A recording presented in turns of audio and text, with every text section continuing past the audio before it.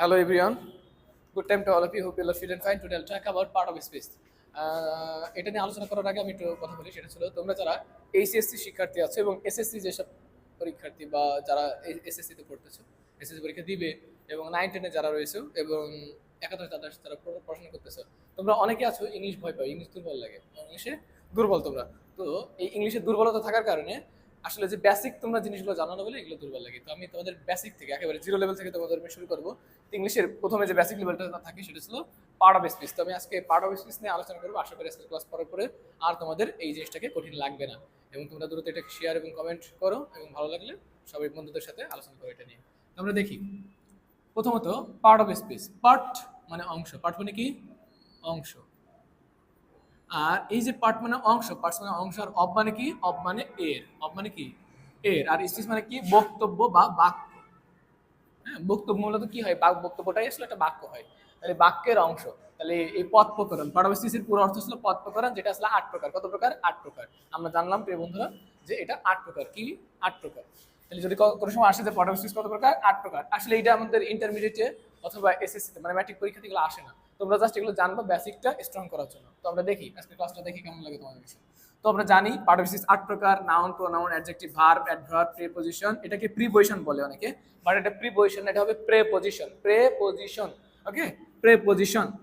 এবং পরেরটা আছে কনজাংশন, আর পরে ইন্টারজেকশন। এখন এটা আমরা সবাই জানি, বাংলাতে আমরা সবাই বলতে পারি, এটা মুখস্থ আমরা বলতেছি। তবে আমরা এগুলো একটু টেকনিক্যালি শিখবো যে টেকনিক কি দেখি মনে রাখা যায়। যেরকম নাউন, চোখ বন্ধ করার পরে চোখ খোলার পরে যা কিছু দেখবা, দেখো সবকিছু নাউন। আমি যদি বলি বোর্ড, এটাও নাউন। আমি যদি বলি মার্কার, এটাও নাউন। যদি আমি বলি শার্ট বলি বা পাঞ্জাবি বলি, এটাও নাউন। যা কিছু তুমি দেখতে পাচ্ছ সবকিছুই নাউন। কোনো কিছু দেখো নাম ছাড়া কিছু নাই। তুমি যা দেখতে পাচ্ছ, যা কিছু স্থির রয়েছে বা যা কিছু রয়েছে সবকিছু কিন্তু নাম। এবং প্রোনাউন কি?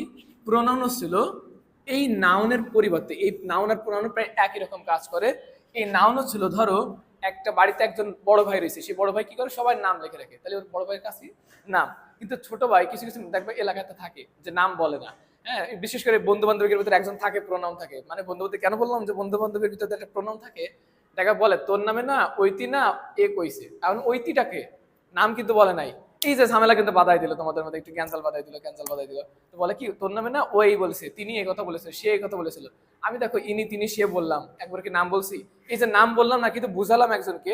তো এইটাই আসলে প্রোনাউন। প্রোনাউন আসলে নাম বলে না, বাট নাউনের মতন কাজ করে থাকে। হ্যাঁ, এই নাউনের পরিবর্তেই এটা বসে থাকে। আর নাউন, এই যে প্রোনাউন মানে কি সর্বনাম, আর নাউন মানে বিশেষ্য, অর্থাৎ নাম। কোনো কিছু নামই ছিল কি এই নাউন, আর প্রোনাউন নাউনের পরিবর্তে বসে থাকে।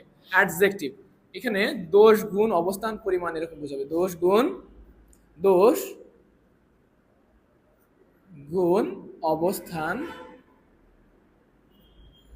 অবস্থান বা পরিমাণ। তার মানে দোষ, গুণ, অবস্থান, পরিমাণ সংখ্যা বোঝাবে। যেরকম বলি যদি 1 গ্লাস পানি, তাহলে একটা কি অ্যাডজেক্টিভ। আমি যদি বলি কি কালো কালারের টি শার্ট, তো এই কালোটা কি অ্যাডজেক্টিভ। তার কারণ কি, যে আমি কালো কালারের টি শার্ট বললাম বা কালো রং বললাম, এই যে যেগুলো মনে করো একটা কালার বোঝাচ্ছে, কোনো কিছুকে আইডেন্টিফাই করতেছে না। এক কথায় এই অ্যাডজেক্টিভ মূলত, এই অ্যাডজেক্টিভ মূলত এই নাউনকে মডিফাই করে, নাউন বা প্রোনাউনকে মডিফাই করে। যেমন নাউনের আগে বসে নাউনকে মডিফাই, যেরকম গুড বয়, আমরা কি বললাম গুড বয়। এখানে যদি আমি লিখি যে গুড বয়, তোমরা জানো যে বয়টা নাউন, আর এই গুডটা কি, এই গুডটা ছিল অ্যাডজেক্টিভ। গুডটা কি অ্যাডজেক্টিভ, তাহলে নাউনের আগে দেখো বসছে, যে এন মানে নাউন, নাউনের আগে অ্যাডজেক্টিভ বসছে। সবসময় মনে রাখবা নাউনের আগে অ্যাডজেক্টিভ বসে, আর অ্যাডজেক্টিভের পরেই তো নাউন বসতেছে, তোমরা বুঝে গেছো। তো অ্যাডজেক্টিভ কি করে, অ্যাডজেক্টিভ মূলত এই নাউনের দোষ, গুণ, পরিমাণ, অবস্থার সংখ্যা বুঝাই থাকে। ক্লিয়ার? That's it. তারপর আমরা দেখি ভার্ব। ভার্ব কি, বাড়িতে মনে করে একজন থাকে প্রচুর কষ্ট করে। হ্যাঁ, বাড়িতে যে বাপ মা কিন্তু অনেক কষ্ট করে কাজ করে, কিন্তু আমাদের আমি তোমাদের যদি বলি যে তোমার আম্মু সারাক্ষণ কিন্তু তোমাদের জন্য কষ্ট করে কাজ করে, টিচার তোমাদের জন্য সারাক্ষণ কাজ করে, কষ্ট করে। তো এটা আসলে তাদের রেসপেক্ট করা উচিত অলওয়েজ, এবং তোমাদের জন্য যারা শ্রম করতেছে তাদের জন্য বেশি বেশি করে দোয়া করা উচিত। তো আমরা দেখো এই যে ভার্ব, ভার্ব মানে কি ক্রিয়া। আমরা এটাকে ভার্ব বলি, কিন্তু এটার সঠিক উচ্চারণ হবে ভাব। কি হবে? ভাব। র উচ্চারণ হবে না। হ্যাঁ, ব্রিটিশ ইংলিশে তো র উচ্চারণ করেই না। হ্যাঁ, আমেরিকান ইংলিশে র উচ্চারণ করে, বাট সামটাইমস করে না। এখন আমরা দেখি এই যে ভাব, এই ভাবটা মানে কি ক্রিয়া, আর ক্রিয়া মানে কি কাজ। ক্রিয়া মানে কি কাজ। ক্রিয়া মানে হচ্ছিল কাজ। যা কিছু আমরা কাজ করতেছি, আমি লিখতেছি, এটা একটা কাজ, এইটাই ভার্ব। আমি তোমাদের পড়াচ্ছি, এইটা একটা ভার্ব। হ্যাঁ, আমি তোমাদের বলতেছি, এটা ভার্ব। আমি দেখতেছি, এটা ভার্ব। আমি শুনতেছি, এটা ভার্ব। এই যে কাজ যা কিছু করতেছি, এগুলো সব কি আমরা যা কিছু করা করি, যা কিছু কড়াকড়ি ধরাধরি, মানে তোমরা হাসতেছো কারণ আমি জানি না, মানে যা কিছু ধরাধরি করা করে আমি বুঝেছি যে কড়াকড়ি বলতে যে মানে খেলা করা, মানে খেলাধুলা করা, পড়াশোনা করা, এই যে করা বুঝাইছি। তোমরা জানি না আসলে কেন হাসতেছো আমি জানি না। তো যাই হোক, এই কড়াকড়ির কথা আমি বুঝাইছি। আর ধরাধরি বলতে বুঝেছি ব্যাট ধরা, তারপরে বল ধরা, ক্যাচ ধরা, আমি এরকম কিছু বুঝাইছি। তোমরা জানি না আসলে কেন যে সবসময় যে ট্রোল করা শুরু করো, আসলে বুঝি না। এবার আসি অ্যাডভার্ব। অ্যাডভার্ব কি করে? অ্যাডভার্ব হচ্ছে ক্রিয়া বিশেষণ। এই অ্যাডভার্ব মূলত এই অ্যাডজেক্টিভের দোষণ ধরে। তাহলে মজার একটা ব্যাপার ধরো, মানে মজার একটা ব্যাপার হচ্ছিল, ভার্ব মূলত করতেছিল কি? অ্যাডজেক্টিভ কাজ করতেছিল, নাউন বা প্রোনাউনের দোষগুণ ধরতেছিল, কিন্তু অ্যাডভার্ব কি করতেছে? ভার্বের এবং অ্যাডজেক্টিভের দোষগুণ ধরতেছে। তাহলে আমরা কি বুঝলাম? অ্যাডজেক্টিভ দোষ ধরে কার? নাউন বা প্রোনাউন। আর অ্যাডভার্ব কার ধরে? অ্যাডভার্ব ধরেছিল ভার্ব অথবা কি অ্যাডজেক্টিভ, আবার কখনো কখনো নিজেকেই, সে অ্যাডভার্বকেই মডিফাই করতে পারে, তার দোষগুণ অবস্থান পরিমাণ বুঝিয়ে থাকে, তার মানে তাকে বিশেষায়িত করে থাকে। যেরকম আমি যদি মধ্যে দেখি এখানে ভেরি গুড বাই, হ্যাঁ ভেরি গুড বাই, যে ভেরি বললাম, তাহলে দেখো অ্যাডজেক্টিভের আগে কি বসছে? এই যে ভেরিটা, এই ভেরিটাই ছিল অ্যাডভার্ব।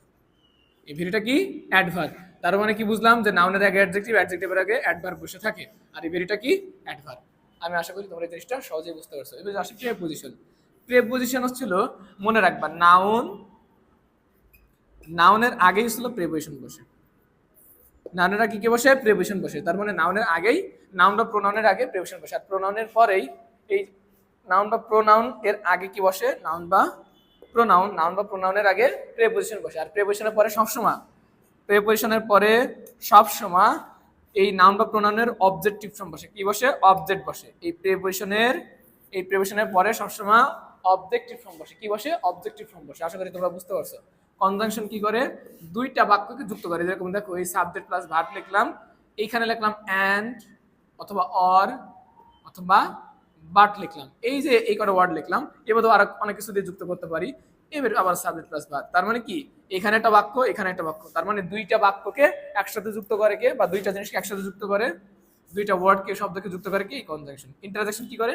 এই আসলে একার মতন, এ দেখবা আমাদের মানে বন্ধু বান্ধবীদের ভিতরে একজন থাকেই যে আসলে কথায় কথায় ফাল দিয়ে ওঠে, বলে কি যে এই আচ্ছা, ও ইয়া ইয়া ইয়া, হুররে, আচ্ছা আচ্ছা আচ্ছা, আরে আমরা জিতে গেছি তো।